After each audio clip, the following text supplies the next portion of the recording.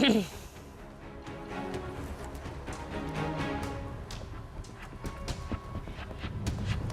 selamat malam. Pemilihan Gubernur DKI Jakarta sudah di depan mata. 3 pasangan calon telah ditetapkan. Para kandidat beserta tim pemenangan hingga simpatisan dan relawan mulai merapatkan barisan.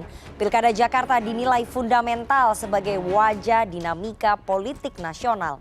Tak hanya modal keberanian, visi dan gagasan para kandidat pun juga patut dipertanyakan. Belum lagi kemana suara pendukung Anies Baswedan yang kini jadi rebutan karena layak diperhitungkan demi mendongkrak dukungan.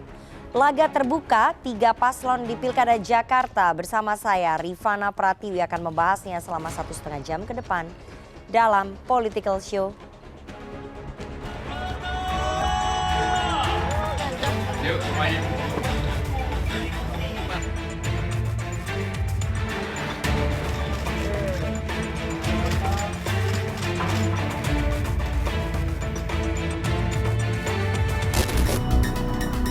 KPU DKI Jakarta bersama Bawaslu DKI Jakarta akhirnya menetapkan 3 pasangan calon yang akan bertarung di Pilkada Jakarta. Mereka adalah pasangan Pramono Anung Wibowo dan Rano Karno dengan 2 partai pengusung. Kemudian pasangan Ridwan Kamil dan Suswono dengan 14 partai pengusung. Serta pasangan Dharma Pongrekun dan Kurniawardana sebagai calon dari jalur perseorangan dengan dukungan 677.065 warga Jakarta. Calon Gubernur Dr. Insinyur Pramono Anung Wibowo MM. Calon Wakil Gubernur Haji Rano Karno SIP Sidul.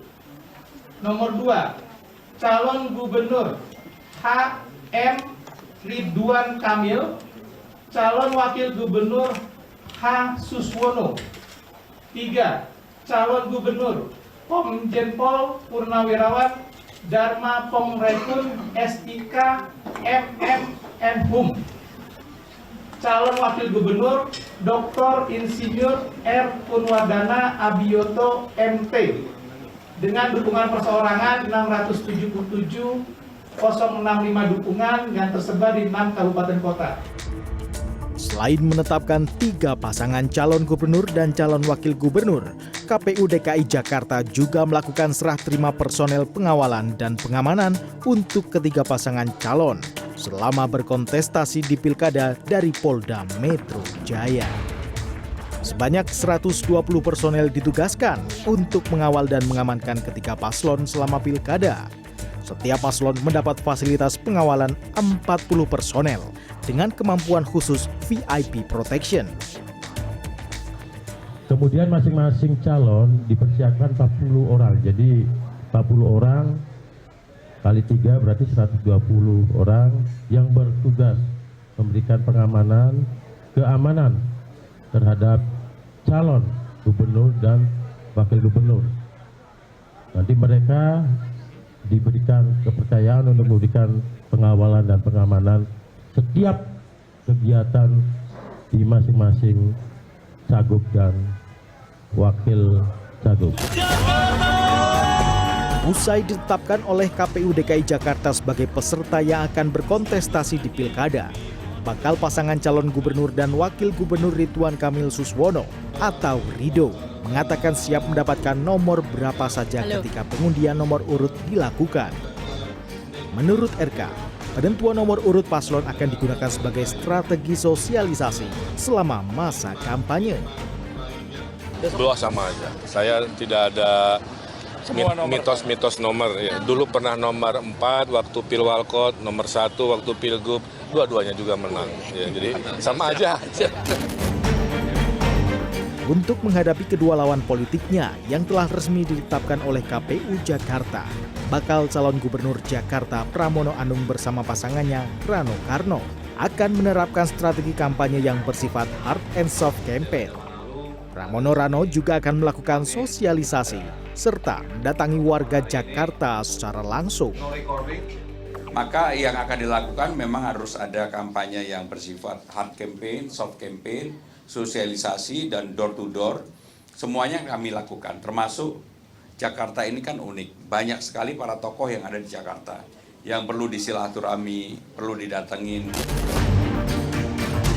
Sementara bakal calon gubernur dan wakil gubernur dari jalur independen, Dharma Pongrekun dan Kunwardana Abioto, menemui Gubernur DKI Jakarta periode 2007-2017 Sutioso di Museum Bang Yos, Bekasi pada Selasa. Kedatangan Dharma Kun ke kediaman Bang Yos untuk bersilaturahmi setelah kedua pasang lawan politiknya Ridwan Kamil dan Pramono Anung juga sudah melakukan kunjungan yang serupa.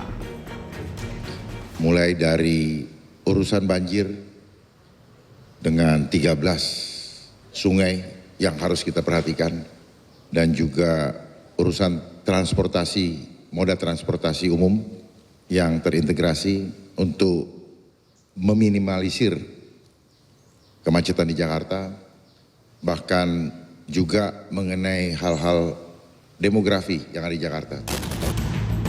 Belum lama ini Lembaga Survei Indonesia telah merilis hasil survei elektabilitas pasangan calon gubernur dan calon wakil gubernur Jakarta.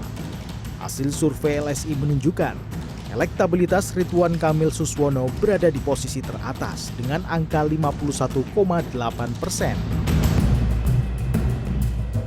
Sementara elektabilitas Pramono Anung Rano Karno di posisi kedua dengan raihan 28,4%. Kemudian elektabilitas Dharma Pongrekun Kunwardana sebesar 3,2%.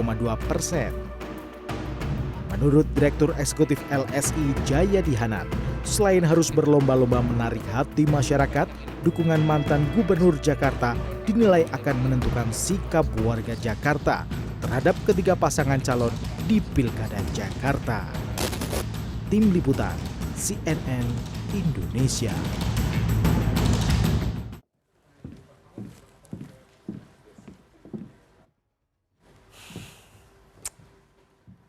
Terima kasih Anda masih menyaksikan Political Show. Kini saatnya kita masuk ke segmen Electionpedia. 3 pasangan calon gubernur dan calon wakil gubernur mulai bertarung di Pilkada Jakarta. Elektabilitas ketiganya sudah mulai terlihat dari sejumlah lembaga survei yang melakukan riset kepada responden. Setidaknya pasangan Ridwan Kamil Suswono menempati urutan tertinggi untuk sementara, disusul oleh Pramono Rano Karno, dan yang paling buncit pasangan Dharma Pongrekun Kunwardana. Dan berikut hasil angka elektabilitas yang dikeluarkan oleh sejumlah lembaga survei. Saya akan undang ya Direktur Eksekutif dari Lembaga Survei Indonesia, Mas Jayadi Hanan. Mungkin bisa kesini dulu Mas Jayadi bareng sama saya. Oke, Mas Jayadi, ada beberapa hasil survei yang sudah kita rangkum begitu ya. Survei yang pertama kita bisa tunjukkan. Surveinya siapa dulu? Ini surveinya Mas Jayadi, baru dirilis. Silakan Mas Jayadi, elektabilitas kandidat di Jakarta. Kayaknya ini survei pertama pasca pencalonan ya? Iya, betul. Jadi yang paling baru lah.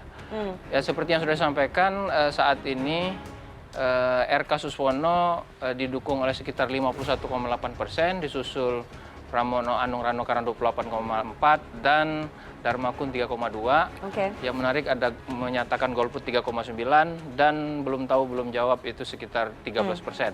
Jadi kalau digabung nih, yang tidak tahu tidak jawab dengan yang golput sekitar 17%-an. Cukup banyak masih yang bisa diperebutkan. Gitu.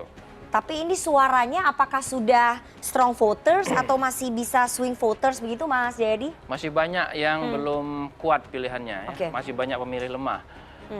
Pertama, secara keseluruhan baru sekitar 37% dari total pemilih Jakarta itu dalam survei ini yang sudah betul-betul memutuskan. Artinya dia sudah punya pilihan, tapi baru 37% yang betul-betul memutuskan. Nah, 63% lebih itu baru memutuskan pada saat kampanye sampai dengan hari H. Berarti 63% baru akan memutuskan sekitar 2 bulan ke depan ya? Iya, jadi sampai hari H. Bahkan di hari tenang beberapa hari menjelang hari H sampai hari H itu angkanya bisa mencapai di atas 35%-an. Berarti masih belum bisa dipastikan? Secara di atas kertas it is still anybody's game. Itu satu ya. Yang kedua, kalau kita sisir satu persatu setiap kandidat itu, pasangan jumlah pemilih lemah di RK Suswono itu sekitar 35%. 35%. Sama dengan Pramono Anung, di Pongrekun lebih banyak lagi, di atas 50% yang pemilih lemahnya. Itu artinya kalau kita hitung di sini nih, 35% dari 51,8% itu berarti sekitar 20%. 20% itu strong voters? Bukan, Itu- yang lemah. Itu yang Artinya swing strong voters. votersnya RK Suswono itu ada di kisaran 30%. Oke. Masih jauh untuk mencapai 50% kan sebetulnya.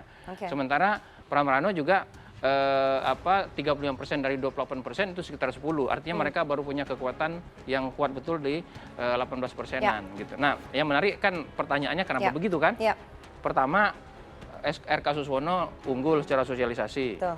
Yang kedua, Popularitas juga udah tinggi ya. yang kedua ya popularitasnya. Popularitas RK sudah mencapai 95%. Baru disusul Rano 93%.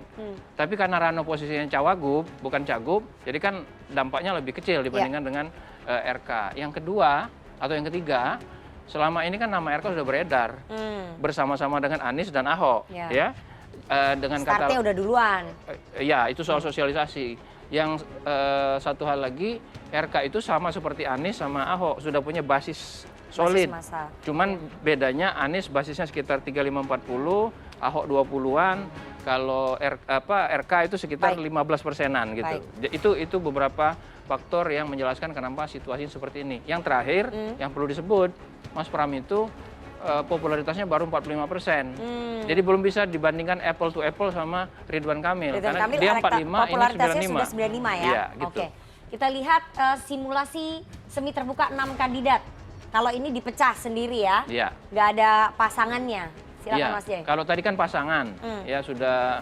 Kalau ini kan dipecah ke 6 kandidat. Ya kurang lebih sama urutannya kan. Oke. Nah, cuman yang menarik di Yang sini. menarik nih Rano Karno dengan Pramono Anung ya. Betul. Biasanya kan yang calon nomor Cagup. 1 yang duluan. Cagup, Nah, iya. alasannya kenapa? Ya tadi popularitas Rano Karno sudah 93%, Mas Pram baru 45%. Oke. Jadi kalau awalnya mungkin Bang Joko kalau kita belum pencalonan, biasanya kita akan nyalonin yang Rano yang nomor 1. Tapi ini agak unik ya ketika dibalik tapi ya. kan itu popularitas Itu salah strategi. satu pertimbangan Oke, saja. Ya, oke. Kita lihat slide selanjutnya. Ini simulasi 3 kandidat tanpa adanya cawagup. Ya, nah ini menarik membandingkannya dengan yang pasangan ya. Ya. Coba lihat Ridwan Kamil 53,9 kalau sendiri. Kalau sendiri. Begitu dipasangkan Malah turun. Ya nggak turun sih. Ini kan dalam margin of error. Ya, ya. Jadi kita mengatakan kurang lebih sama. Oke. Tidak berubah. Oke. Tidak berubah ya. Ya. Nah, tapi yang menarik Pramono Anung ketika dia Naik. sendiri Ya. 20,8%. Begitu gabung sama Rano naik menjadi 28,8%. Berarti Rano Karno Mengkatrol gitu. elektabilitasnya Mas Pram. Ya, kalau mau bikin Bang Ciko bahagia, bandingin nih 20,8 dibandingin popularitas. Baru 45. Popularitasnya 45. 45. Tapi dapat 20,8. Itu udah Berarti lumayan kan ya. iya, berarti efektivitas dari popularitasnya sekitar 50%. Oke. Kalau linier, Ya. dia naik 40 lagi, Ya. berarti tambah 20 lagi dong. Wah, itu ngasih angin surga ini. Tapi kan Oke. hitung-hitungan politik nggak selinier itu Nggak ya. selinier itu biasanya memang. Ya. Udah ikut atau memilih golput 5,2 tidak tahu rahasia 16,8 mirip-mirip ya Mas Iya, ya. betul. Oke, kita lihat slide selanjutnya. Popularitas dan ketersukaan. Nah, ini juga yang menjelaskan mengapa Ya. posisinya tadi seperti petanya seperti tadi ya. Ridwan Kamil itu 95% dikenal, tingkat kesukaannya bagus 76,6, tapi tidak setinggi Rano Karno. Rano Karno itu akseptabilitas ya, akseptabilitasnya itu tinggi 86,2%. Artinya Rano Karno ini bisa jadi asetnya Bang Ciko nih untuk pasangan Pram Rano. Cuman masalahnya Mas Pram angka akseptabilitasnya masih cukup rendah. Kemungkinan itu karena dia baru 45%. Akseptabilitasnya rendah. Rendah, malah. masih 55. Jadi biasanya itu makin tinggi popularitasnya, makin banyak orang kenal, mungkin tingkat kesukaannya akan bertambah tergantung bagaimana dia mensosialisasikan diri. Nah, pasangan Dharma Kun dan Mas Suswono itu mirip. Ya. Popularitasnya 20-20. Jadi yang Dharma Kun memang Dharma Pongrikun itu memang perlu kerja keras ke depan karena baru 20%. Kalau mau berpengaruh ya. Kalau misalnya hanya seperti ini, maka kemungkinan siapapun yang unggul kemungkinan jadi satu putaran itu. Kenapa? Karena calon ketiganya tidak terlalu kuat. Kalau dia di bawah 5%, tapi kalau angka mereka bisa mencapai 10%, nah itu bisa menentukan apakah terjadi 2 putaran atau tidak. Baik. Kita lihat slide selanjutnya. Oke, itu tadi semua slide dari surveinya LSI, karena baru LSI saja ya, Lembaga Survei Indonesia yang mengeluarkan hasil survei ya. Baru semua slide yang dikeluarin CNN kan? Iya, sebenarnya masih banyak, tapi kan waktunya nggak cukup nih Iya, Mas Jayadi. betul. Nanti kita akan bahas lebih dalam elektabilitas dan juga popularitas dari ketiga pasangan calon gubernur ini, apakah akan berbanding lurus dengan pilihan pemilih begitu ya di Jakarta, dan ada variabel-variabel lain sebetulnya yang menentukan belum kita bahas, kontestasi Pilkada Jakarta. Salah satunya adalah variabel Anies Baswedan. Itu Ya, sempat dibahas betul. dalam rilis surveinya Mas Jayadi. Nanti kita akan bahas seberapa besar suara pendukung anak Abah untuk bisa membantu pemenangan kontestasi dari Pilkada Jakarta untuk ketiga pasangan calon ini, dan kenapa semuanya PD menang satu putaran ya? Apakah mungkin, apakah ini mustahil Pilkada Jakarta satu putaran, karena belum pernah ada sejarahnya Pilkada Jakarta satu putaran ya Mas Jayadi ya. Jadi boleh PD tapi realitanya politik nggak selinier itu. Nanti kita akan bahas dengan para narasumber saya yang sudah hadir di studio. Tapi kita harus jeda terlebih dahulu. Jangan kemana-mana, tetap bersama kami di Political Show.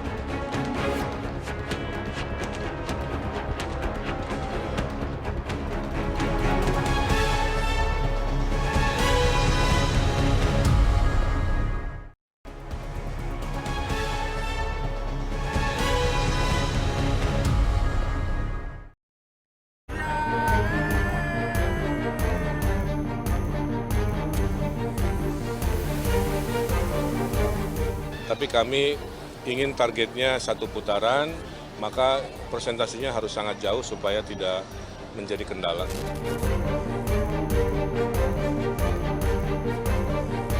Maka yang akan dilakukan memang harus ada kampanye yang bersifat hard campaign, soft campaign, sosialisasi, dan door to door. Semuanya kami lakukan. Mulai dari urusan banjir dengan 13 sungai yang harus kita perhatikan, dan juga urusan transportasi, moda transportasi umum yang terintegrasi untuk meminimalisir kemacetan di Jakarta.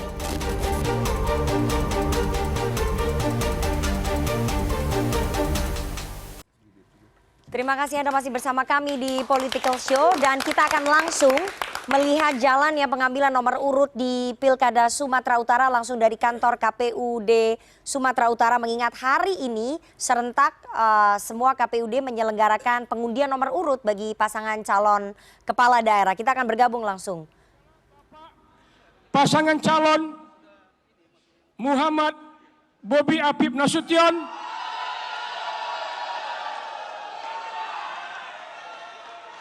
didampingi Bapak Haji Surya BSC, silakan.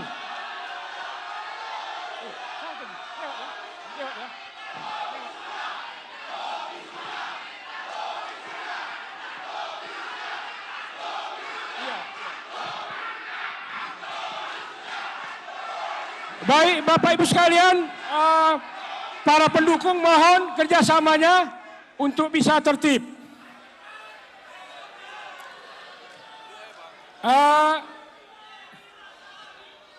Mohon bisa ini ya, bisa duduk di tempatnya masing-masing, biar demikian juga untuk tim pendukung yang lainnya.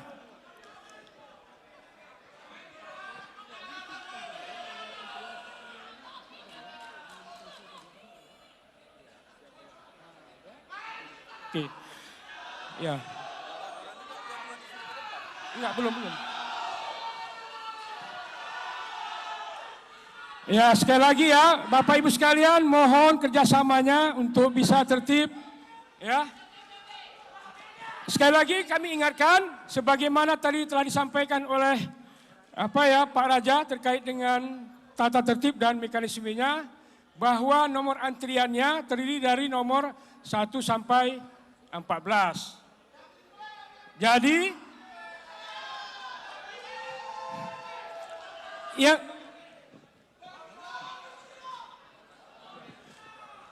yang memiliki nomor antrian paling kecil, pasangan tersebut yang duluan mengambil nomor antri.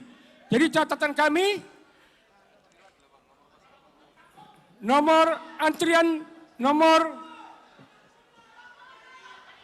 3 tadi diperoleh oleh Pak Haji Surya BC dan nomor 10 oleh Pak Hasan Basri Sagala. Untuk itu kami persilakan kepada pasangan calon Gubernur Muhammad Bobi Afif Nasution untuk mengambil tabung nomor antri. Dipersilakan.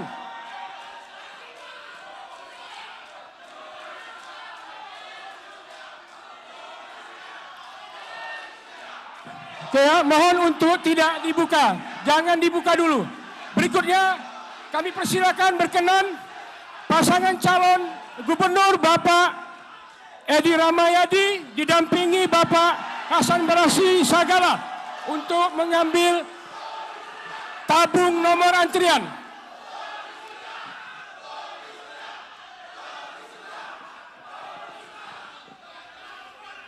Silakan. Mohon tertib ya, mohon tertib. Bapak Ibu sekalian, ya. Karena ini ada 2 pasangan calon gubernur dan wakil gubernur Sumatera Utara, maka nomor urutnya akan dibuka secara bersamaan. Jadi sekali lagi mohon kerjasamanya. Mohon kerjasamanya untuk bisa tertib, biar nomor urutnya kita ketahui. Bisa ya? Jadi mohon Bapak Ibu yang berdiri, mohon sekali lagi untuk dapat duduk. Tim pendukung paslon Bapak Bobi dan Pak Surya, demikian juga tim pendukung Bapak Edi dan Pak Hasan Basri untuk dapat tertib dan tenang. Ini kasihan juga ya, paslonnya lama berdiri nih kalau kita tidak tertib. Baik ya, kita hitung mundur.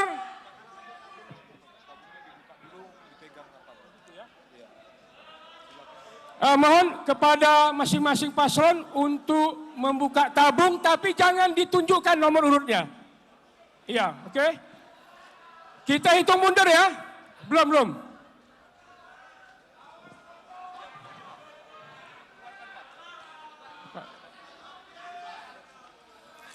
Jangan dibuka dulu ya, Bapak Ibu ya, nomor urutnya. Kita akan hitung mundur. Baik ya, kita mulai ya. Bisa? 3, 2, 1. Oke. Ya, mohon ditunjukkan, kami catat. Oke.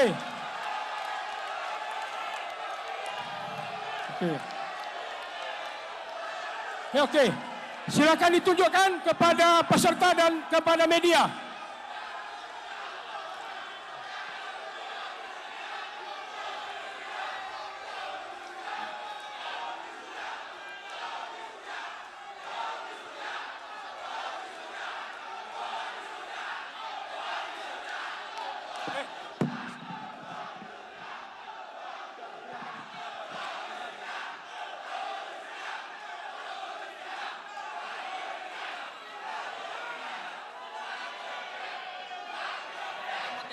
Ya.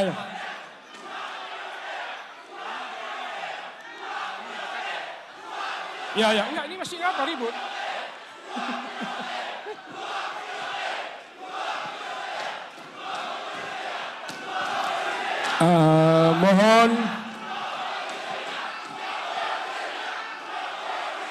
Mohon Bapak Ibu, sudah cukup ya, sudah cukup. Terima kasih atas dukungannya terhadap masing-masing paslon yang telah mengambil nomor urut.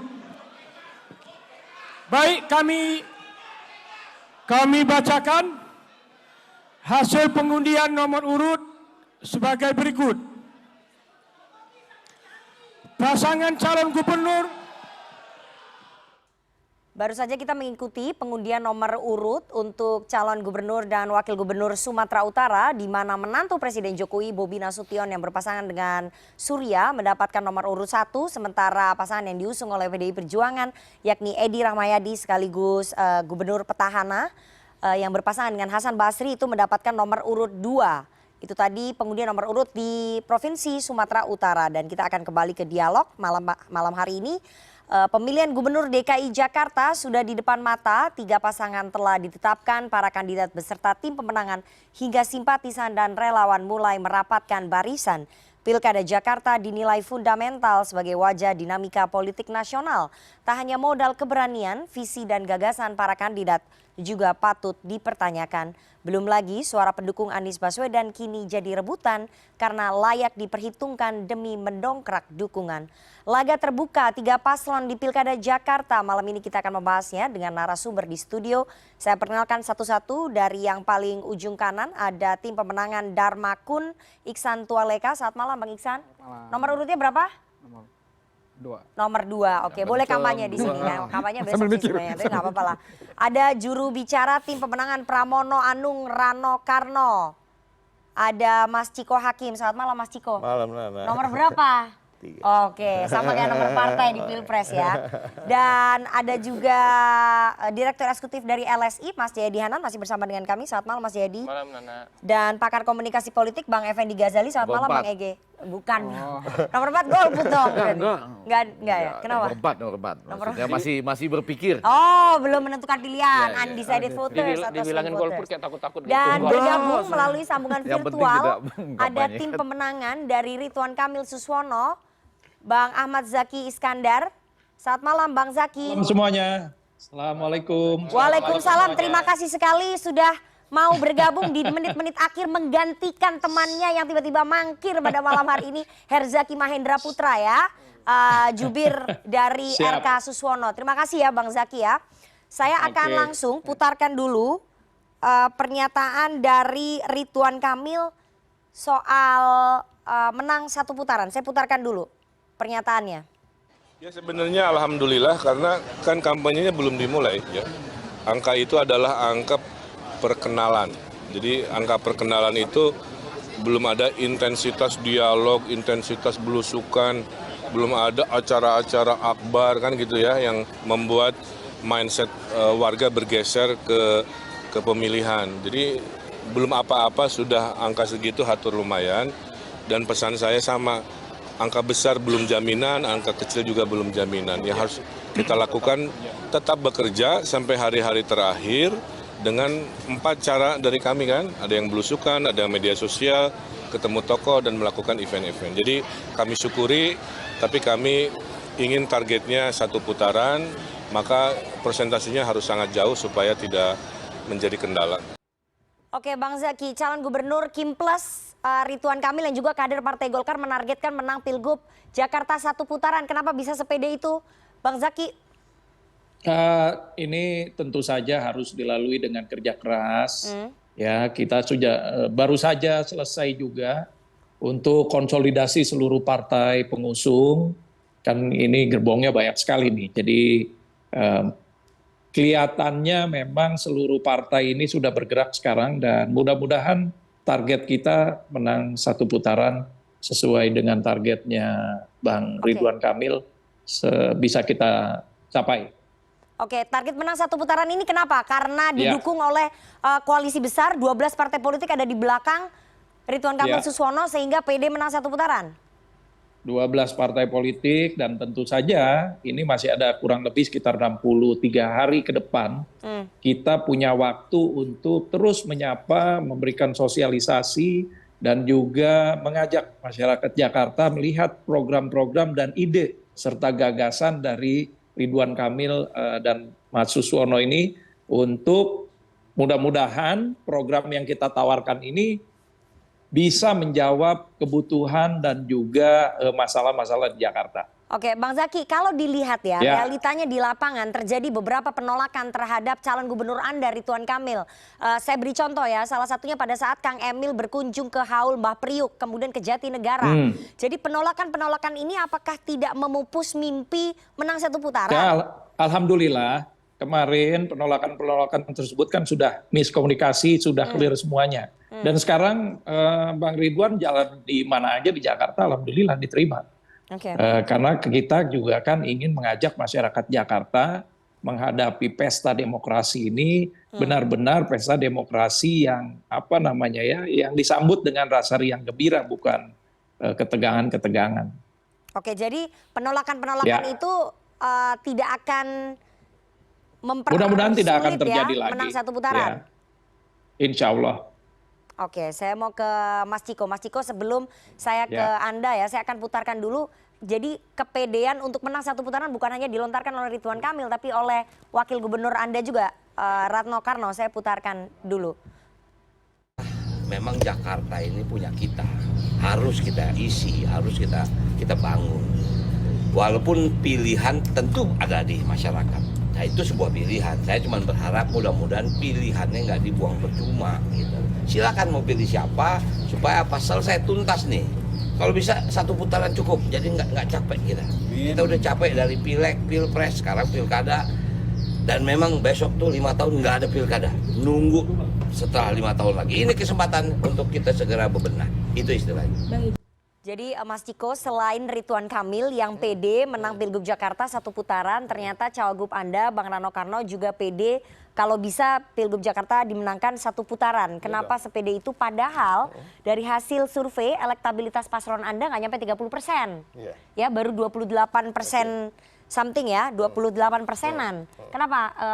Apakah nggak pede di putaran kedua head to head lawan RK atau gimana Mas Ciko? Malah sangat pede. Jadi hasil survei ini pertama saya ingin mengucapkan terima kasih kepada Bang Jayadi Hanan karena telah memberikan hasil survei gratis bagi kami. Yang memang Mas Pram dan Bang Dul ini belum mau survei. Kenapa? Masa karena nggak survei? Belum mau. Betul. Sampai hari ini kita belum. Baru sekarang sedang. Beneran, ini memang kita sedang.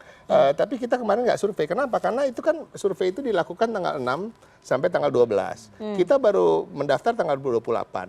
Baru ditetapkan, ditunjuk oleh Ibu Megawati Soekarno Putri untuk maju tanggal 27. Jadi nggak ada gunanya rasanya kalau kita survei di tanggal 6. Buat kita ya. Nah, alhamdulillah survei ini dilakukan. Dan kita mendapat 28,4%. Pada bulan Juli, Nana, kita bikin survei. Ada nama Mas Pram dilempar di situ. Tahu nggak berapa? Berapa? 0,1%.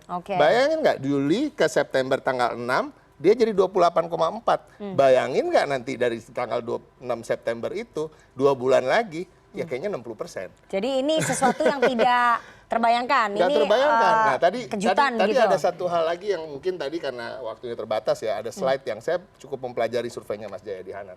Ada slide yang menyatakan terkait dengan pertanyaan, kan pertanyaan survei kan kalau pilkada itu dilakukan hari ini. Ya. Tetapi ada juga pertanyaan, biasanya Anda menentukan untuk memilih siapa itu kapan? Ada pertanyaan itu di salah satu kuesionernya. Dan jawabannya 20% mengatakan beberapa bulan di masa kampanye, ya kan? Yang kemudian 20% lagi mengatakan berapa minggu kalau nggak salah, dan 10% berapa hari ya, 10% lebih menyatakan pada hari H. Artinya pokoknya total ada 64% saya ingat.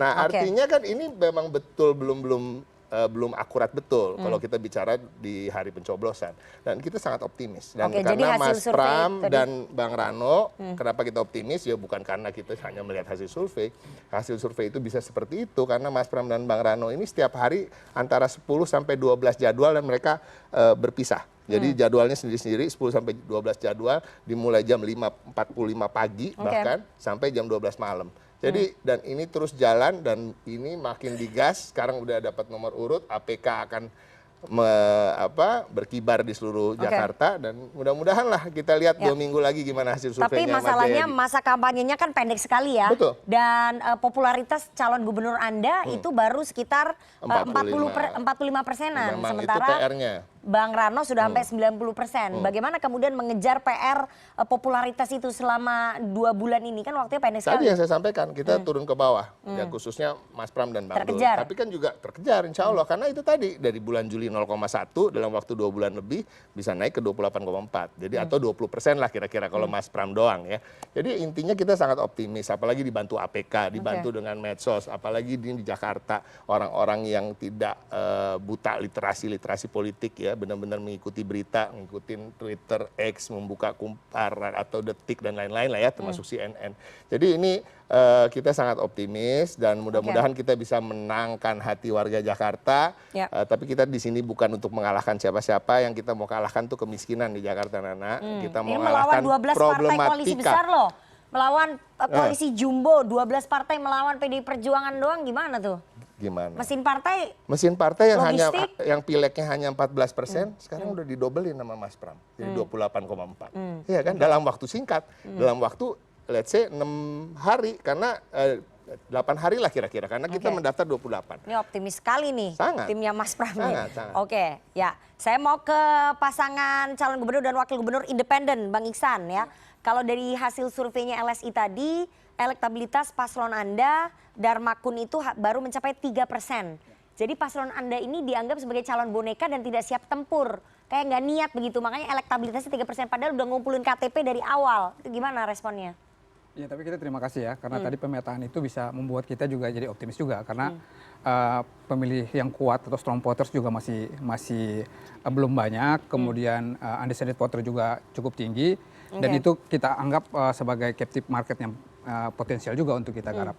Jakarta penduduknya cukup well information ya, mudah terpapar informasi, dan kita berharap di 63 hari ke depan ini kita bisa optimalkan untuk meningkatkan popularitas kandidat pada satu sisi, dan dengan harapan elektabilitasnya juga ikut terdongkrak gitu. Oke, tapi dari tim internalnya Darmakun sebelumnya sudah sempat gelar survei nggak?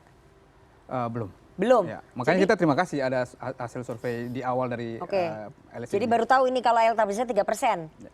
Oke, masalahnya di awal pencalonan paslon Anda itu sudah dicederai ataupun diwarnai oleh dugaan kecurangan pencatutan KTP, itu gimana ya? Tapi udah terkonfirmasi sama Bawaslu. Bawaslu sebagai lembaga. Tapi banyak loh warga DKI yang tercatut KTP-nya. Ya, nggak ada soal, tapi Bawaslu sebagai lembaga yang kita percaya untuk kemudian memvalidasi apakah dugaan itu benar atau tidak, sudah mengkonfirmasi bahwa tidak ada penyalahgunaan atau kemudian pencatutan. Jadi selesai di situ. Tapi saya memang dari awal tahu, kami ya dari tim sudah menduga bahwa nanti di ujungnya pasti ada problem pencatutan, karena memang sistem kita di verifikasi calon independen ini cukup kurang kurang bagus ya, karena kita nggak diberi waktu untuk melakukan verifikasi internal.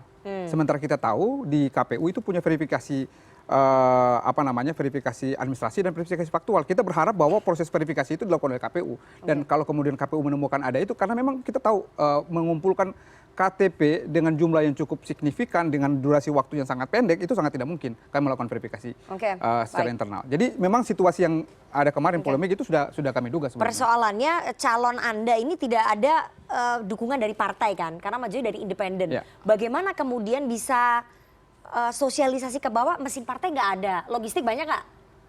Ya, itu jadi problem juga sebenarnya. Oke, cuma kita berharap kalau yang dua ini kan punya partai, ada mesin partai. Tapi nggak ada jaminan juga, karena pilkada itu kan berbasis kandidat. Kalau Anda bilang begitu, kita nggak usah pilkada, karena nanti pasti pasangan RK yang menang. Tapi elektabilitas paslon Anda cuma 3%, berarti kan itu menunjukkan kita optimis ya antara logistik dengan mesin partai. Ya kita lihat nih nanti 63 hari ke depan ini bagaimana. Karena kalau kita berharap dari orang-orang yang telah memberikan dukungan secara personal kepada kami melalui KTP dan dukungan mendukung kandidat, itu bisa kita optimalkan untuk bekerja di basis massa. Oke, jadi persoalannya logistik ya kalau di pasangannya Darmakun ya. Semoga setelah ini banyak nanti yang nyumbang ya dari KTP-KTP yang mendukung pasangan Darmakun. Saya mau ke Mas Jayadi. Mas Jayadi, tadi di survei kita belum sempat bahas, tapi kalau kita lihat optimisme dari pasangan calon gubernur RK Suswono, kemudian Pramono Rano Karno, Darmakun nggak bilang sih kalau PD satu putaran ya, hanya RK Suswono dengan Pramono Rano yang satu putaran. Tapi menurut hasil analisisnya Mas Jayadi dari hasil survei, kemungkinan untuk Pilkada Jakarta satu putaran itu besar atau agak sulit untuk bisa dicapai? Cukup besar ya. Biasanya sulit satu putaran itu kalau 3 calon itu dia kompetitif, tiga-tiganya, misalnya 35, 30, 30, itu susah tuh. Tapi ini kan ada yang sudah mencapai 50. Ya. Jadi maksud saya wajar kalau RK Suswono optimis bisa 1 putaran. Tapi ada alasan juga kalau Bang Ciko optimis untuk bisa tetap 1 Rano putaran. Karno yang optimis. Ada Rano Karno, Bang Cikonya juga kan? Iya. Gitu. Oke. Jadi karena tadi ada sejumlah alasan yang bisa membenarkan optimisme mereka itu. Kalau RK Suswono ya jelas kan alasannya sekarang dia sudah mencapai 50%. Berarti kan sudah melewati ambang batas untuk 1 putaran. Wajar toh. Iya. Tapi kata Bang Ciko ya ntar dulu ini kan tidak ada petahana. Basis massa solid dari calon itu sedikit. RK itu kan basis massa solidnya sekarang dugaan saya sekitar 30. Dari mana? Dari basis massa solidnya RK plus basis massa solidnya PKS. Itu kalau digabungin sekitar 30. Nah, yang 20% tadi masih bisa bergerak ke sana kemari. Nah, bisa diambil tuh sama Bang Ciko, ya. Kenapa? Karena ada cara termudah untuk meningkatkan elektabilitas Mas Pram. Tingkatin aja dulu popularitasnya, kan bisa gitu. Ya. RK nggak bisa lagi karena Sudah popularitas mentok. sudah Iya, mentok. betul. Di pihak RK itu yang bisa meningkatkan popularitas itu Pak Suswono. Betul. Pak Suswono kan baru 20%-an. Tapi captive marketnya dua ini, RK sama Pak Suswono itu mirip. Maksud saya basis suaranya mirip. Ya. Kan basis suara Pak Suswono itu kan PKS. Betul. Kan sudah di sana. Kalau Pak Suswono ditingkatkan lagi, kan nggak nambah Ya, juga. nggak nambah juga. Jadi memang kalau Bang Ciko punya alasan untuk nambah, itu punya alasan juga. Kemudian tadi pemilih yang sudah yakin dengan pilihan itu masih belum banyak, baru kurang dari 40%. Jadi itu juga bisa membuat perubahan-perubahan. Nah, terakhir ya satu lagi itu keunggulan RK Suswono sekarang itu terhadap 2 pasangan calon yang lain adalah keunggulan di sosialisasi kan. Nah, kalau itu di sosialisasinya dikejar selama 2 bulan ke depan kan bisa jadi sama. Ya. Lalu yang paling akhir lagi yang belum kita bahas adalah itu sikap Anies gimana? Pemilih pemilih Anies itu ditahan kemana, dulu, gitu. ditahan dulu soal pendukung Anies Baswedan ya, anak Abah ya, seorang anak Abah kemana itu nanti kita akan bahas di segmen selanjutnya. Tapi saya mau ke Bang Ege terlebih dahulu. Bang Ege, ini kalau tadi Mas Jayadi menjelaskan soal teritori ataupun darat ya dari hasil surveinya. Nah, kalau pertempuran di udara, kita melihat yang banyak tampil, yang banyak bersosialisasi di udara itu hanya pasangan RK dengan Suswono dan Pramono Rano Karno. Pasangan Darmakun itu nggak kelihatan sama sekali. Anda melihatnya juga begitu. Jadi ini pertarungan udaranya pertarungan komunikasi di udara ini hanya 2 paslon itu saja ya, Bang Ege? Ya, 19 April 2017 waktu putaran kedua Pilkada DKI Jakarta, saya nggak di stasiun TV ini, tapi jam 14:30 saya mengatakan Jakarta punya gubernur baru waktu itu. Kalian masih quick count ya. Tapi semua survei yang sebelumnya ada memperkuat itu. Nah, malam ini 23 September, saya mau mengatakan kalau nggak terjadi sesuatu ya, nanti sesuatu itu bisa support sana support sini supaya nggak tercapai 50% plus 1 itu. Tapi kalau masih seperti ini saja, Pilkada DKI Jakarta 1 putaran. Terutama karena apa? Ya lagi-lagi ini teman-teman Iksan ini ya, kalau saya bilang bukan cuma kurang sumber daya nih Iksan, Anda juga agak kurang gila dalam tanda petik. Gitu. Maksudnya apa tuh kurang gila? Ini kan kalau dalam posisi seperti ini, dia mestinya, ya siapa lagi sih jubirnya, saya kadang-kadang suka ketemu sama Ibu Siti gitu ya, ada Iksan, saya nggak tahu siapa lagi yang lain ya. Susah juga kita cari jubirnya Darmakun keluar ini. dong, ya kalau Zaki ini kebetulan nggak datang ya, itu masalah juga tuh, dia nggak datang, lama-lama stasiun televisi yang susah. Betul. Ya kan, karena harus 3. Saya mau kasih tahu di seluruh Indonesia nih. Zaki yang lain kan? Ya, saya mau kasih tahu di seluruh Indonesia, ya kan, seluruh stasiun televisi akan punya kesulitan ini nih. Begitu nggak datang 1, wah stasiun TV-nya yang salah. Loh kan padahal sudah janji. Nah balik, tapi buat teman-teman kalian, itu menurut saya memang kurang dalam tanda petik gila untuk sebuah pertarungan di DKI Jakarta sebagai calon independen. Kalau begini-gini saja ya nggak lebih dari 3% lah. Nah kalau Anda nggak lebih dari 3%, 1 putaran Pilkada DKI Jakarta. Kecuali nih ada sebuah tangan-tangan yang nggak kelihatan lagi, dinaikin ini sampai 10%. Nggak jadi nih. Nggak jadi nih kan, 1 putaran kan jadinya kan, karena 40 sekian jadinya ya kan, harus putaran kedua. Tapi kalau normal-normal saja menjawab pertanyaan Anda tadi, dan Anda kurang dalam tanda petik gila, tawarin aja semua ini. Apa kayak sesuatu yang Anda tidak akan pernah sendirian. Gak ada pinjol-pinjol, seluruhnya akan dijamin oleh pokoknya janji aja disebar. Iya ada sesuatu lah gitu. Breakthrough ya. Betul kan? Kalau nggak kita apa? Udah independen banget pembiayaannya lagi ya kan. independen Logistiknya banget di macet, udara. susah, Ya kan? gitu. Terus yang jubirnya siapa kita? Cuma 2 nih, kebetulan saya kenalnya baru 2. Oke. Belum ada kalimat besar selain daripada apa tuh, pandemi, Ya.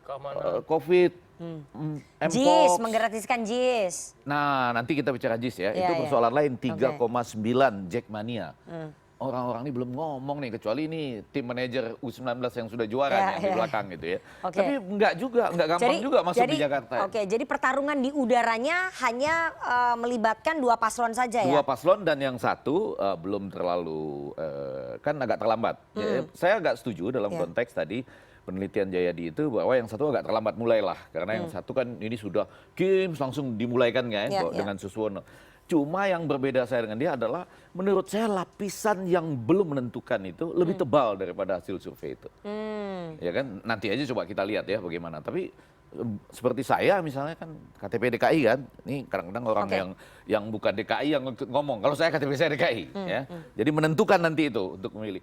Belum tuh saya belum dapat ya? Belum dapat karena Belum nemu. yang pertama ini ada orang dari Jawa Barat kok ditugaskan ke Jakarta, itu aja saya masih bingung tuh. Ya, ini tugas mulia buat Anda, tapi terus saya dapat apa gitu. Boleh kan gitu kan? Nanya-nanya kenapa gitu. Sementara dalam konteks etnik nggak terlalu besar etniknya gitu. Dibandingkan misalnya Jawa, Betawi. Nah, pada sisi lain kita lihat Mas Pramono yang maju gitu. Ya, kenapa juga Mas Pramono? Titipan Pak Mul atau bagaimana nih gitu. Nggak apa-apa juga kan kita bicara apa adanya. Saya boleh bertanya-tanya dong. Ini bukan kita yang ngomong ya. Enggak, saya. Bang Ege ya, terus. Kata ketua Jokowi Mania, itu dia nggak apa-apa dipanggil Pak Mul. Jadi, tapi saya mau katakan adalah, saya belum dapat nih. Jadi lapisan saya ini, rasa saya masih lebih tebal. Nanti harus dikejar lagi. Ya, untuk pemilih di Jakarta, seberapa kuat sebetulnya serangan udara itu? Pola komunikasi yang harus digencarkan oleh paslon? Jangan-jangan sama kuatnya dengan media sosial. Karena sekarang ini kan ya timbal balik nih. Media sosialnya besar, diikuti oleh udara. Ya kan? Agak jarang saya lihat udara besar masuk ke media sosial. Kecuali kalau itu sensasional atau ada sesuatu yang keliru. Jadi saya merasa kedua media ini, baik yang mainstream ataupun yang baru ini sama-sama kuatnya. Dalam, Penduduk Jakarta itu 92% pengguna media sosial. Pengguna internet dan diperkirakan media sosial. Ya. Plus, kalau kita tanya, kalau waktu senggang ngapain? Ya. Nomor 1 nonton TV. Nomor 2? Nomor 2 tidur. Itu kalau senggang. Artinya, Kalau yang nggak senggang, media sosial. Media sosial ya? Iya, artinya serangan udara itu mudah dilakukan. Medianya banyak. Ini masalahnya saya juga nggak tahu nih.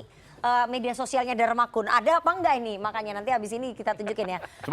Tapi selain serangan darat ataupun teritori, elektabilitas di lapangan dan juga serangan udara, ada juga faktor yang menentukan sebetulnya di Pilkada Jakarta, yakni suara pendukung Anies Baswedan atau suara anak Abah. Kemana suara anak Abah ini berlabuh dan diperebutkan oleh ketiga pasangan calon? Nanti kita akan bahas, tapi kita harus jeda terlebih dahulu. Jangan kemana-mana, bersama kami di Political Show.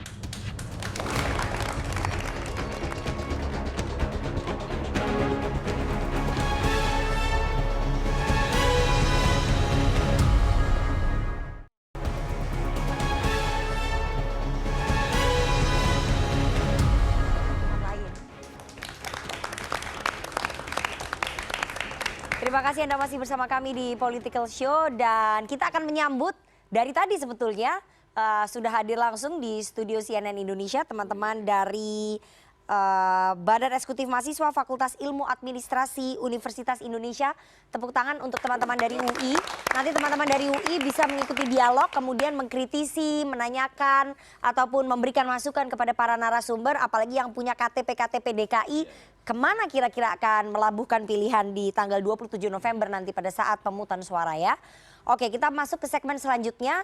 Lebih dalam lagi, kalau tadi kita sudah bahas soal elektabilitas, soal serangan di udara ataupun pola komunikasi ketiga paslon, kita akan masuk lebih dalam bagaimana perebutan suara pendukung anak Abah atau suara pendukungnya Anies Baswedan. Karena ini menjadi faktor yang cukup krusial, sempat dijelaskan juga oleh LSI pada saat mereka kemarin rilis survei. Tapi kita akan bacakan dulu pernyataan dari calon gubernur Pramono Anung ya, yang yakin bisa merebut suara anak Abah.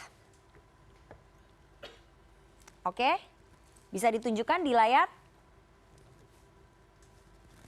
Mas Pramono Anung, calon gubernur Jakarta pada tanggal 7 September menyampaikan, pendukung Mas Anies yang rasional saya yakini mereka bisa cepat menentukan pilihan.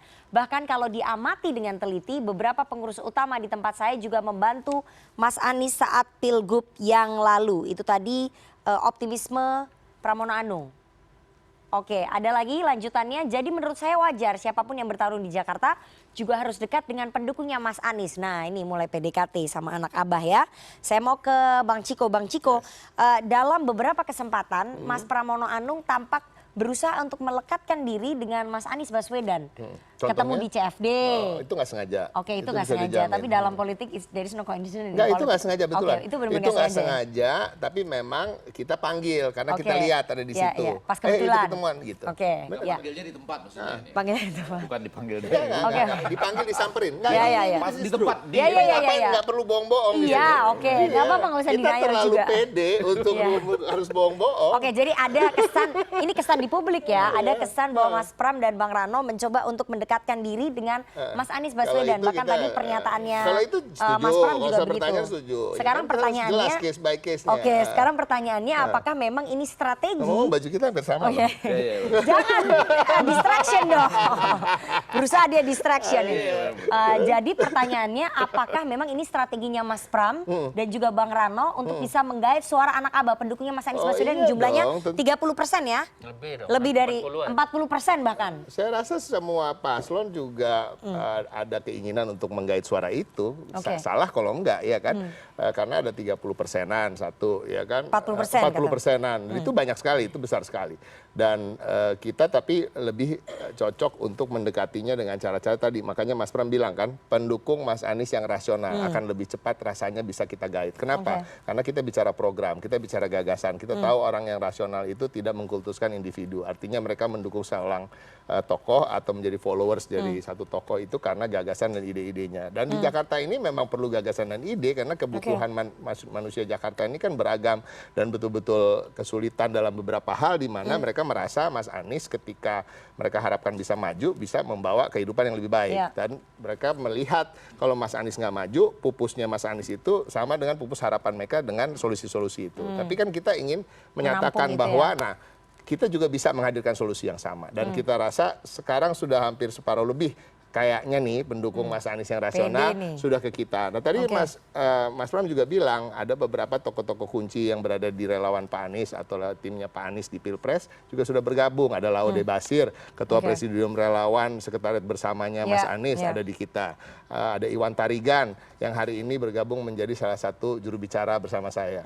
Dan tapi belum muncul di TV. Ada Aldi Perdana Putra yang juga juru bicara Mas Anies. Ada Mandira Biena sekarang di Pusat Data dan Informasi kita. Jadi tim-timnya Mas Anies udah bergabung? Bergabung artinya apa? Artinya mereka melihat ini ada kesamaan dalam beberapa gagasan, ada kesamaan dalam beberapa visi misi yang betul-betul ingin mensejahterakan warga Jakarta dengan cara-cara Mas Anies. Tentunya harus juga disinkronkan dengan visi misi dan gagasan-gagasan yang unik dan khas dari kita. Oke, PDIP berarti kemarin sudah memberikan harapan ke Mas Anies, nggak jadi mencalonkan, sekarang butuh suaranya Mas Anies, begitu ya? Oh nggak gitu, kita kan gini, kita memberikan harapan itu wajar, kita sedang menjaring calon. Ya, saya menolak untuk kalau dikatakan PDIP atau PDI Perjuangan meninggalkan Anies Baswedan. Memberikan harapan. Kita tidak pernah bersama Anies Baswedan. Di 2017 kita Pilgub kita tidak bersama, di Pilpres kita tidak bersama, tapi memang di awal bukan di akhir ya, di awal DPD PDI Perjuangan DKI juga mengusulkan nama itu secara rasional, secara objektif karena memang kita melihat ada minat masyarakat untuk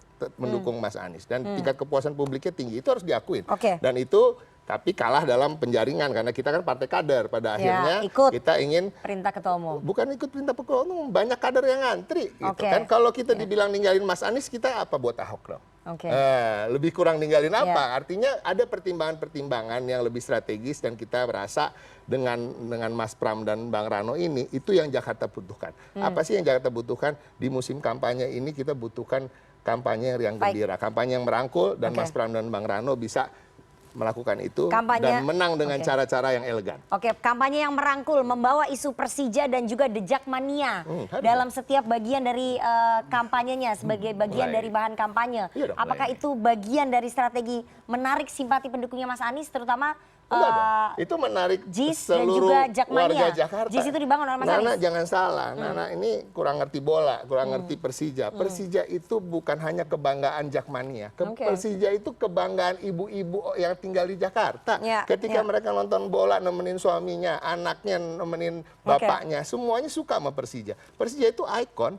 Saya kebetulan cukup merasa punya kedekatan historis dengan Persija. Kakek saya, ayah dari ibu saya adalah ketua umum Persija tahun 50-an. Nah, jadi intinya kita ini pencinta Persija. Saya nggak pernah ikut-ikut Jakmania, nggak pernah jadi anggota Jakmania. Tapi kalau bicara soal Persija mau lawan siapa? PSMS misalnya, melawan Persib. Atau Jakmania kan? berapa? 3 juta? Iya kan? Kalau data Januari 2024, yang lain-lain gitu, 3,9. Ya kan? Saya pasti bilang Persija. Gitu. Dan saya nggak harus diasosiasikan dengan Jakmania. Jadi anak Jakarta itu cinta Persija dan itu udah umum ketika orang pergi ke Manchester ya dia suka Manchester United atau Manchester City kan itu aja. Selain kubunya Pramono Rano yang optimis bahwa bisa menggait pendukung anak Abah, ternyata Kim Plus ataupun RK Suswono juga berharap bisa meraup suara pendukung anak Abah. Kita dengarkan pernyataan berikut ini dari petinggi Partai Keadilan Sejahtera. Oh pasti, karena gini, kan perlu diingat oleh teman-teman bahwa pemilih Anies itu juga pemilih PKS, atau pemilih Anies juga pemilih PKS. Pada saat ada silang pendapat di sosmed, tentu pemilih PKS kan dikenal sebagai strong voter kan, ya balik ke PKS lah gitu. Terbukti baliknya kan, mengapa terbukti karena setelah disurvei ternyata masih tetap setia ke PKS. Jadi itu ceritanya, ya. Oke, saya mau ke Bang Zaky ya. Bang Zaky, apakah RK Suswono masih perlu menggait suara pendukungnya Anies Baswedan, suara anak Abah? Kan partai pendukungnya udah 12, itu pasti banyak sekali itu konstituen pemilihnya. Jadi nggak perlu sebetulnya menggait suara anak Abah. Ini kita tidak melihat atau mensegmented pemilih-pemilih kita. Semuanya, semua segmen itu ada program-programnya. Jadi yang kita tawarkan adalah ide, gagasan, dan juga program-program untuk membangun Jakarta yang lebih baik lagi nantinya ke depan. Tentu saja peninggalan-peninggalan gubernur-gubernur yang sebelumnya yang sudah baik, itu akan tetap kita pertahankan, bahkan kita sempurnakan lagi nanti program-programnya. Nah, ini yang kemudian juga menjadi tawaran rasional buat masyarakat Jakarta. Misalkan ya, programnya Jaklingko, kenapa enggak kita perbesar dengan memperluas lagi cakupan MRT, LRT, kemudian juga busway dan lain sebagainya. Jadi tidak semata-mata hanya satu segmen atau dua segmen saja. Begitu juga yang dikatakan tadi anak-anak Abah. Ini saya yakin mereka adalah pemilih-pemilih rasional yang melihat nanti bahwa pilihan sekarang untuk Gubernur Jakarta ini ada 3 pasang. Nah, program apa yang ditawarkan dan yang masuk akal, bukan cuma sekedar wacana, yang bisa membuat Jakarta lebih baik lagi. Kami paham itu semua dan mudah-mudahan tawaran-tawaran ini bisa menarik perhatian. Terlebih lagi ya, memang Pak Anies ini kan idola juga di Jakarta. Kalau kita dukung program-program dia yang sukses kemarin, kenapa tidak?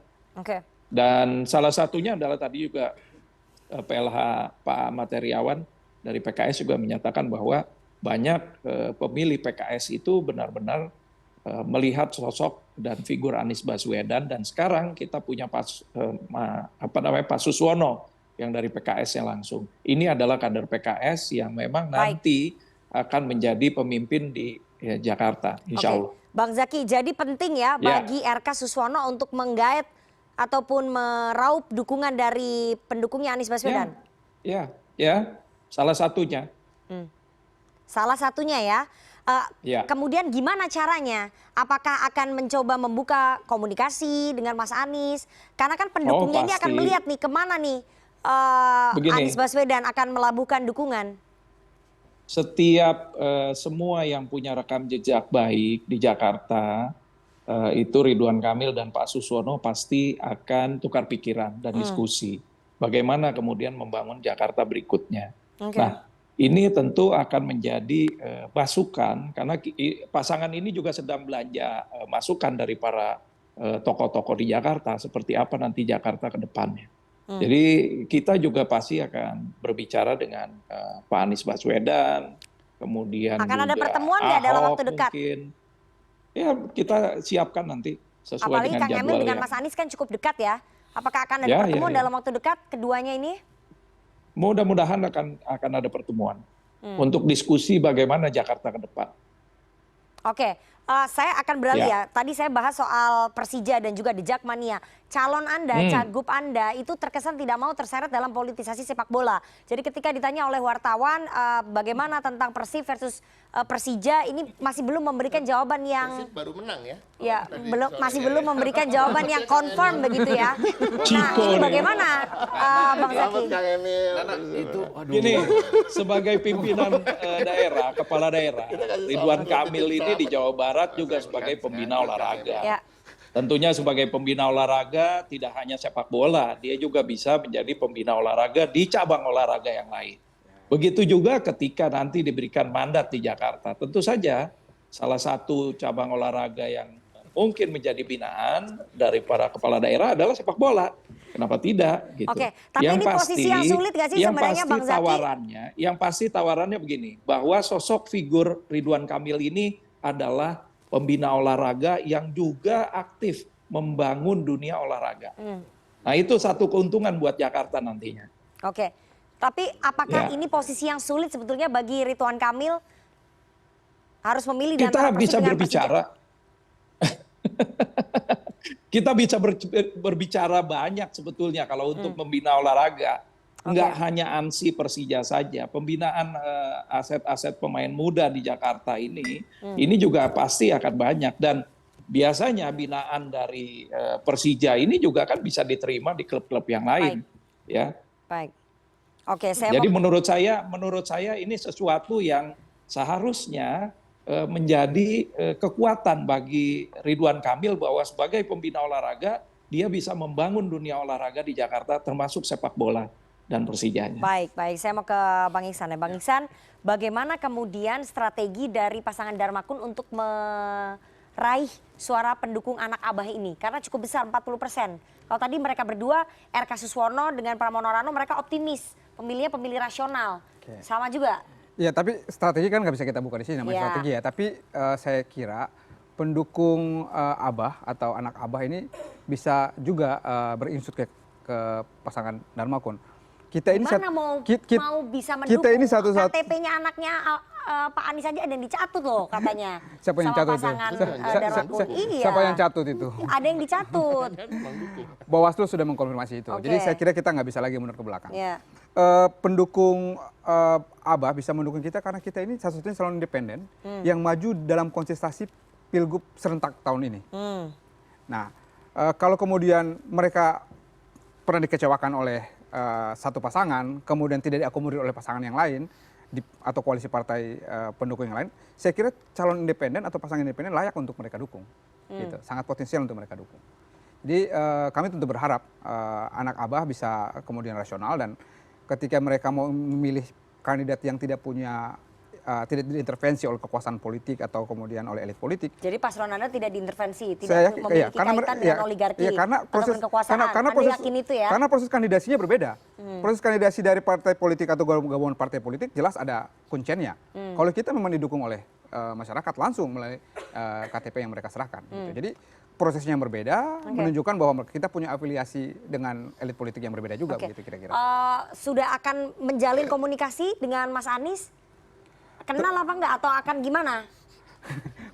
Kebetulan tetangga. Pak Anies itu Pak Anies itu sama Pak Dharma itu tinggal di satu kawasan yang sama di Jakarta Selatan dan bisa dijangkau dengan jalan kaki. Saya kira mungkin ini dari dialog ini kita bisa usulkan ke.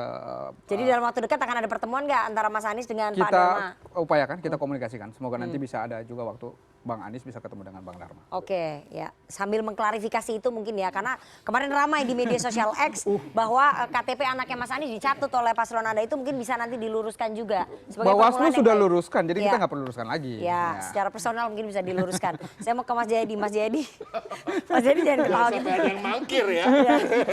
Mas Jayadi, seberapa besar sebetulnya pengaruh suara anak Abah ini untuk ketiga paslon? Karena di survei sebelumnya Mas Jayadi sempat menjelaskan ya, cukup besar. Iya, memang kan mengkategorisasi pemilih itu kan ada macam-macam caranya. Ada kategori sosiologis, ya, kemudian kategori kepartaian, kategori demografis dan sebagainya.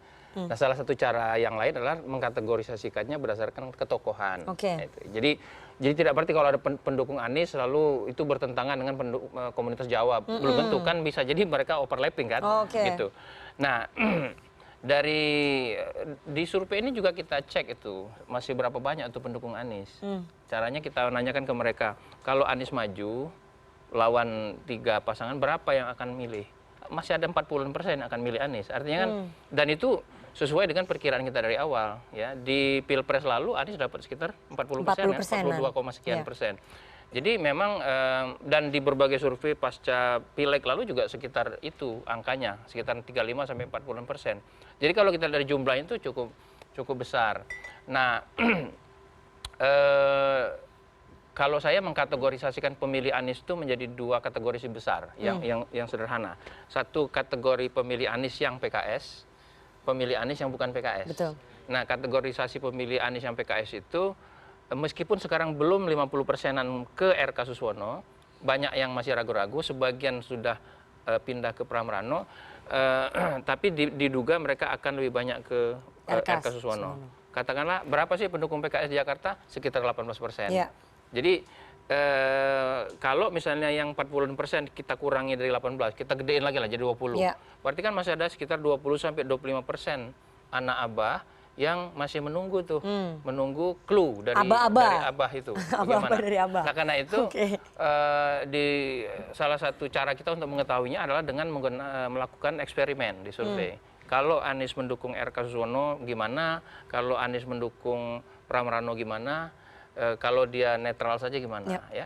Kalau netral saja, maka hasilnya kurang lebih seperti yang tadi 51,2 segala macam itu.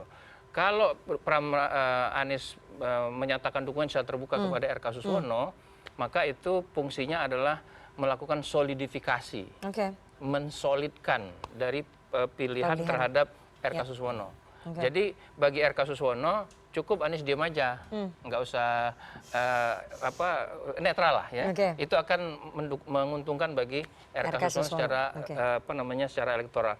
Tapi bagi Pramrano, kalau Mas Anies mendukung Pramrano secara terbuka, itu akan menurunkan tingkat elektabilitas dari RK Suswono. Menurut eksperimen ini. Dan itu besar penurunannya, bisa mencapai belasan persen, signifikan. Jadi makanya betul bahwa Pramrano harus gimana caranya mendekati Anies supaya bicara terbuka mendukung. Nah, cuman masalahnya dia pindah dari RK Suswono, belum langsung pindah ke Pramrano. Bisa ke Dharmakun. Belum juga ke Dharmakun. Bisa juga golput. Nah, yang meningkat itu adalah yang golput sama yang tidak tahu tidak jawab. Ya, artinya kalau sekali lagi saya ingin katakan, kalau bagi Pramrano, Bang Ciko itu harus kerja 2 kali. Satu, mengajak Anies ke kolom mereka. 2, habis itu membujuk pemilih yang tadi mulai bingung, mulai apa Pram atau bukan, untuk masuk gitu. Sementara kalau katakanlah Pramrano didukung oleh Anies, kerjaan Bang Zaki dan teman-temannya itu satu, meyakinkan kembali mereka, menarik kembali mereka gitu. Oke, ke Bang Ege. Bang Ege, Anda melihat bahwa strategi komunikasi yang disampaikan oleh kedua paslon ya, saya bingung juga nih, Dharmakun itu nggak bilang butuh dukungan anak Abah begitu ya. Tapi kalau dari RK Suswono dengan Pramono Rano cenderung sangat ingin bisa menggait suara pendukung anak Abah. Anda melihat bagaimana ini secara strategi komunikasi? Saya mau membalikkan agak ke dasar. Kenapa Abah tidak maju di pilkada ini? Satu, dulu saya bilang harusnya bikin yang independen tuh harusnya supaya agak tenang itu komunitas cinta Jakarta mengajukan Anies misalnya kan. Karena apa? Belum tentu orang tuh nyaman dengan meletakkan Anies itu ya, memberi kesempatan Anies jadi gubernur Jakarta. Bahaya bagi 2029 gitu ya pada sisi lain. Dan dalam konteks peradaban politik memang betul saya tahu ada yang marah betul karena kan pernah ditanya dulu. Kalau saya maju capres, Anda maju nggak gitu? Enggak. Sekarang ternyata Anda maju juga. Itu marah betul. Jadi 3 hal itu peradaban politik kok. Itu ada catatannya ya kan. 3 hal itu menyebabkan nggak bisa maju. Lalu apakah anak-anaknya itu bisa langsung diarahkan? Saya setuju 2 hal tadi. Yang pertama, kan ada persoalan yang menyatu antara PKS dan Anies dan Abah gitu ya. Jadi kan itu sisi yang harus dijelaskan betul. Kenapa ke RK ya? Dan kemudian oke, kita punya wakil Suswono. Belum lagi secara umum PKS mulai menyatakan ikut kekuasaan itu enak katanya. Rasanya gitu ya. Itu juga apakah sama bisa seperti itu nggak di Jakarta ya. gitu. Nah, pada bagian lain saya tergoda betul nih, Zaki Iskandar ini kebetulan manajer tim U19 yang sukses. Jadi gini, apakah Anies akan menyatakan berpihak atau enggak terhadap salah satu, kita tunggu nih. Ini sesuatu yang agak penting loh dalam konteks itu. Tapi agak penting apa penting? Agak penting dan penting. Game changer ya. Agak 40% loh, 46% kata Mas Jayadi. Iya, itu kan dalam konteks ini. Tapi ketika dipecah-pecah ke ada yang bilang nggak penting juga katanya. Toh hidup akan berlalu gitu. Enggak, saya rasa penting. Nah, balik lagi ke situ, kan ada sisi lain. Saya nggak bisa membayangkan bahwa Pilkada DKI Jakarta jalan tanpa Jackmania, itu nggak bisa. Karena itu selalu menjadi variabel. Iya, 8124007 pemilih, ada 3 juta lebih loh Jackmania yang dipancing sama Ciko aja tadi terpancing loh ini. Malam ini Persib mengalahkan Persija 2-0. Gol Dimas Derajat sama Kang Emil dong. Dia tiba-tiba kasih selamat. Dan mengarahkan itu kepada Kang Emil lagi selamatnya katanya. Ya, nggak bisa. Untungnya pertandingan putaran kedua nanti Februari 2025. Ya, udah Tapi sudah selesai. Tapi kenangan-kenangannya yang 2-0 ini nih, Dimas Derajat, Rian Kurnia ini. Yang mau saya katakan adalah ini Ridwan Kamil lagi menahan diri ya, belum terlihat untuk menselebrasi. Bertemu bukan selebrasi bersemi. Aduh kan, untuk masuk secara apa ya, mendekati lah secara khusus ke Jackmania. Nah, sementara kalau mereka agak lebih gampang. Jadi maksud saya jangan gini nih, mereka tidak menunggu Anies menyatakan dukungan ke siapa, karena bisa jadi sampai ujung mungkin enggak.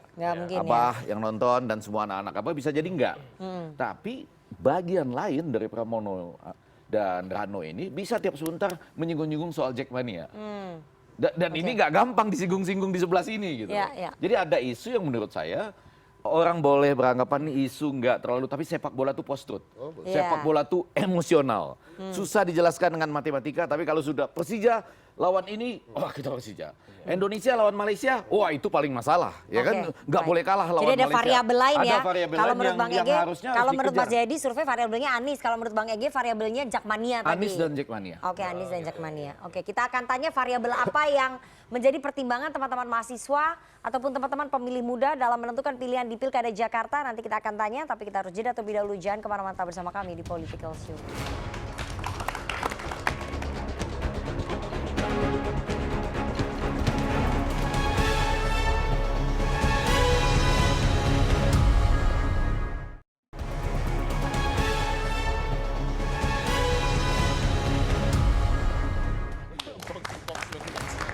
Terima kasih Anda masih bersama kami di Political Show, dan kita akan langsung bergabung dengan teman-teman Badan Eksekutif Mahasiswa Fakultas Ilmu Administrasi UI yang sudah hadir di studio CNN Indonesia. Silakan, siapa perwakilannya? Selamat malam semuanya, perkenalkan nama saya Alika Novanka dari Badan Eksekutif Mahasiswa Universitas Indonesia Fakultas Ilmu Administrasi. Di malam ini saya ingin bertanya nih kepada calon-calon gubernur ya, dengan jubir-jubir yang ada pada hadirin malam ini. Pada tahun ini, dari tahun 2023, kita ketahui kalau misalnya kemiskinan di Jakarta itu terus meningkat. Nah, gimana sih approach dari masing-masing paslon ini menghadapi masalah di kasus ini, di mana kemiskinan ini terus meningkat pada tahun ini? Gitu sih Mas dan Mbak. Bagus sekali pertanyaannya, tapi kenapa nggak nanya UKT ya? Oke, satu lagi silakan. Selamat malam Bapak-Bapak di depan dan semuanya. Perkenalkan, nama saya Nathan, saya dari Ilmu Administrasi Negara dari Fakultas Ilmu Administrasi Universitas Indonesia. Pertanyaan saya, sebenarnya sebelum saya kasih pertanyaan, sebenarnya saya mau kasih sedikit kritik kalau boleh ya. Jadi sebenarnya saya agak bingung dengan dua paslon yang menggaungkan narasi satu putaran gitu. Saya teringat beberapa bulan lalu ada juga salah satu calon yang sangat menggaungkan narasi satu putaran. Seingat saya namanya Prabowo dan Fufa, maksud saya Gibran. Tapi itu tergaungkan gitu. Dan saya melihat bahwa narasi satu putaran ini seakan-akan akan menggunakan segala instrumen untuk memenangkan suaranya dalam waktu yang cepat. Jadi ada potensi kecurangan bagi saya seperti itu. Tapi ya itu terserah penilaian orang-orang aja gitu kan terhadap narasi satu putaran ini. Sebenarnya saya ingin bertanya gitu ke Pak Jubir Darmakun ya. Saya agak bingung sebenarnya, kaget waktu Darmakun ini mencalonkan gitu, terutama isu pencatutan KTP dan yang lain. Kebetulan tadi malam saya baru menyelesaikan makalah juga terkait pencatutan KTP gitu. Nah, saya ingin tahu gitu, strategi kampanye yang akan dilakukan selama ke depan ini apa? Apakah belusukan, apakah gimmick atau apapun itu. Yang kedua, saya sebenarnya sedikit ingin menantang juga bapak-bapak calon gubernur ini, hentikan gimmick, hentikan pencitraan yang apa-apa itu. Menurut saya datang ke kampus, bicara gagasan, apakah bapak-bapak semua berani? Itu aja, terima kasih. Oke, baik. Anak UI berani-berani ya, sampai sebut Fufu Fafa ini. Oke, saya mau ke Bang Zaky dulu. Saya ke Bang Zaky. Bang Zaky, bagaimana strategi dari paslon Anda untuk mengurangi angka kemiskinan di Jakarta yang semakin meningkat? Itu yang pertama. Yang kedua, berani nggak ditantang mahasiswa untuk bisa datang ke kampus dan berdebat begitu ya dengan teman-teman mahasiswa? Dan narasi satu putaran itu dalam tanda kutip menurut anak-anak mahasiswa ini narasi kekuasaan ini, dimenangkan oleh kekuasaan. Silakan Bang Zaky, waktunya singkat. Baik, pertama ya, bagaimana mengurangi kemiskinan adalah tentu saja meningkatkan soft skill-nya masyarakat di Jakarta. Dan kita perlu ingat, Jakarta ini adalah daerah tujuan urban dari berbagai wilayah di Indonesia. Ketika orang datang ke Jakarta tanpa skill, ini akan menjadi masuk ke dalam kategori ataupun desil kemiskinan tersebut, tanpa kerjaan, tanpa skill, dan kemudian hadir ke Jakarta. Nah, ini penting bagi kita bahwa masyarakat yang hadir ini diberikan juga kesempatan untuk mendapatkan soft skill di Jakarta. BLK tentunya yang menjadi salah satu tujuan untuk meningkatkan soft skill mereka, entah itu menjadi tukang cukur, tukang masak dan lain sebagainya, yang mereka selesai BLK bisa dapat kerjaan paling tidak informal. Kemudian narasi satu putaran, ini narasi satu putaran. Dimenangkan kekuasaan. Nah, begini ya, kita melihat satu putaran ini adalah untuk menghemat anggaran yang disediakan di Pilkada Jakarta. Ya, karena kalau ada putaran kedua tentu saja ada waktu lagi yang tersita, ada anggaran lagi yang terhabiskan ya. Dan untuk masyarakat memutuskan satu putaran itu, saya pikir kita juga harus realistis bahwa putaran kedua tentu saja akan melelahkan, bukan saja oleh paslon tapi juga oleh masyarakatnya sendiri. Nah, lebih baik kita sepakat ini bisa kita gulirkan dengan satu putaran tanpa tadi tudingan-tudingan ya. Pasti di pemilihan seperti ini negatif dan positif, pro kontra pasti ada. Tapi kami yakinkan bahwa kita akan menghindari itu. Bahkan tadi Bang Ridwan Kamil sendiri sudah mengucapkan tidak ada money politik di Jakarta dan di tim kita. Berani hadir ke mahasiswa? kampus, ya. Insya Allah bisa hadir di kampus bisa. Ya. Terima kasih Bang Ahmad Zaki Iskandar, tim pemenangan Bang dari Ridwan Ridwan Kamil Suswono sudah bergabung pada malam hari ini, meluangkan waktu menggantikan temannya ya, yang mangkir. Mohon maaf ya, bukan saya. Salam buat Emil, selamat untuk Persib. Silakan Mas Iko dijawab, waktu kita udah nggak banyak. Apa yang saya katakan dia lakukan? Mengentaskan kemiskinan, mengurangi angka kemiskinan. Itu justru menjadi prioritas bagi Mas Pram dan Bang Dul. Kenapa begitu? Kami sangat mengetahui bahwa miskin kota di Jakarta ini sangat banyak. Ada 500 juta masyarakat miskin kota di Jakarta, 500.000 jiwa, yang sekarang juga memang sudah betul-betul kita pikirkan untuk bagaimana untuk mengentaskannya. Tapi kan kita harus lihat juga, kita harus mapping kenapa mereka miskin dan di mana mereka miskin. Semua punya alasan yang berbeda. Kalau kita bicara soal Kampung Bayam misalnya, yang salah satu program yang kemarin sebenarnya sudah dibantu oleh Pak Anies, kemudian tapi dihentikan oleh PJ Gubernur Heru. Nah, kemarin juga baru ketemu dengan Mas Furkon, koordinator aktivis dari Kampung Bayam tersebut. Nah, Kampung Bayam itu miskinnya karena memang tempat tinggal mereka digusur karena ada JIS. Kemudian dapat kunci untuk tinggal di rusun yang dibangun oleh Jakpro, tapi kemudian ditunda lagi. Nah, sehingga sebagian bahkan dipindahkan lebih jauh ke Dusun Nagrak di Marunda. Ini saya kasih contoh aja. Nah, semakin jauh dia tinggal dari tempat dia beraktivitas, itu akan membuat mereka semakin miskin. Karena apa? Biaya transportasi, anaknya sekolahnya jauh, dan lain-lain. Nah, hal-hal seperti ini akan kita selesaikan. Mas Pram bahkan menjanjikan menyelesaikannya dalam waktu 1 bulan kalau dia menjabat. Artinya apa? Kembalikan saja, dapatkan dia tempat tinggal di mana tempat mereka bekerja, di mana anak-anak mereka bersekolah. Ada juga kemiskinan-kemiskinan yang hasilkan karena tadi mungkin datang dari luar Jakarta, tapi kan bukan tidak semua seperti itu. Di Kampung Bayam itu banyak yang orang asli Jakarta. Jadi kita harus mapping dulu permasalahannya sebelum kita memberikan solusi-solusi. Yang bisa mapping hanyalah orang-orang yang sudah cukup lama tinggal di Jakarta. Nah, kita nggak bisa cuma membaca data, kita harus tahu di mana ada kemiskinan, ya kan? Dan kita tahu kalau apa? Kalau Mas Pram kan sering naik sepeda tuh, ya kan? Setiap hari bisa 50 km. Iya, berdebat di kampus. Ayo singkat saja nih. Oh, berani dong, nggak ada masalah, nggak ada masalah. Mas Pram itu aktivis, ketua Dewan Mahasiswa ITB loh. Jadi buat dia tentunya kampus sangat suatu hal yang sangat familiar buat dia. Ya bagus, pertanyaan mahasiswa bagus ya, karena kita akhirnya nggak terjebak pada perdebatan elektability dan popularity.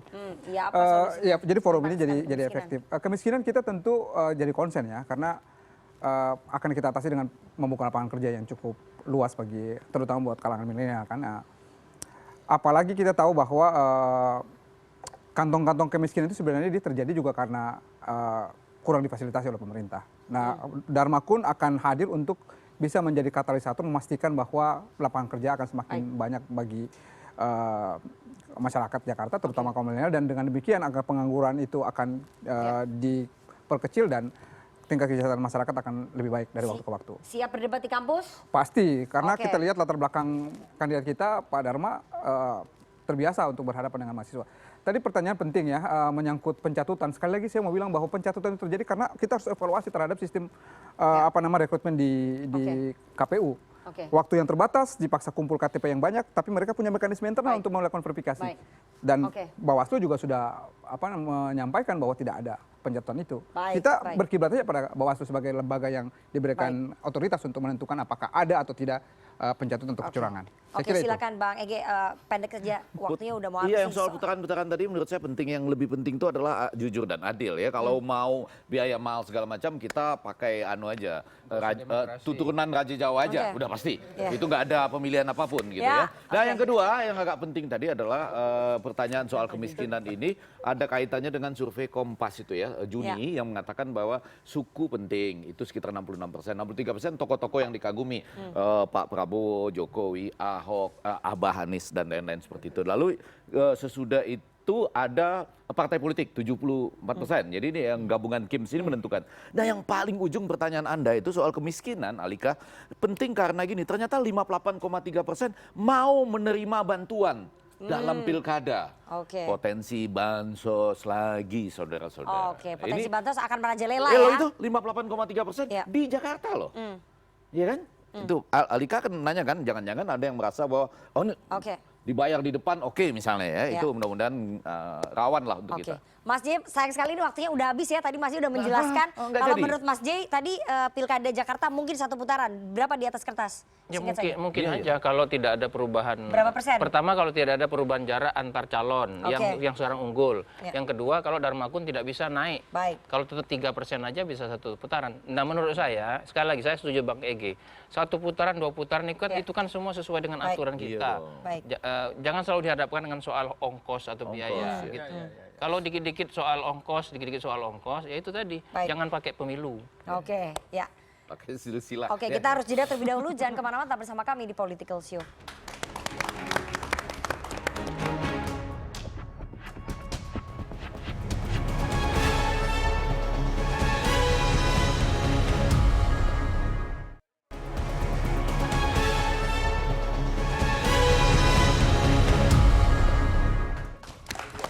Ya, itu tadi perbincangan kita selama 1,5 jam ke belakang terkait laga terbuka 3 paslon di Pilkada Jakarta.